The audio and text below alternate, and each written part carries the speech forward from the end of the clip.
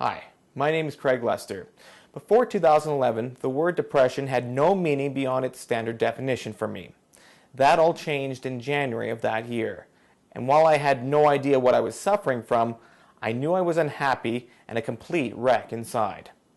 I had just gone through a breakup, and I thought the best course of action was to keep pushing myself forward and keep my feet moving. Which isn't a bad strategy so long as you put yourself first.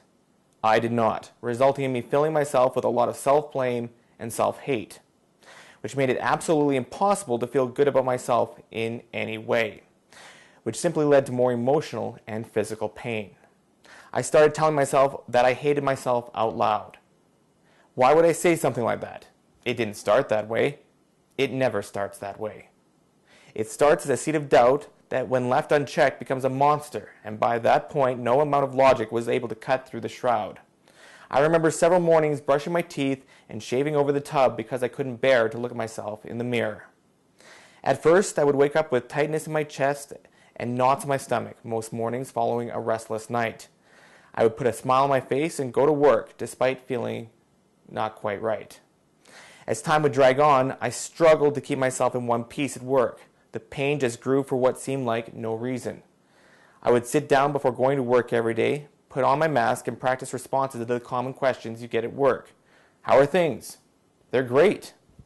I had it down to an art. Most days, keeping myself in one piece was the priority, and everything else suffered as a result. Revealing how I felt was not an option. I spent most days full of embarrassment, self-blame, and self-hate, and in quite a bit of pain. What did I do about it?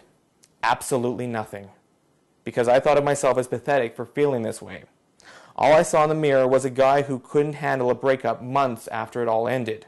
10 months later, I found myself starting to break down 3 to 4 times a week.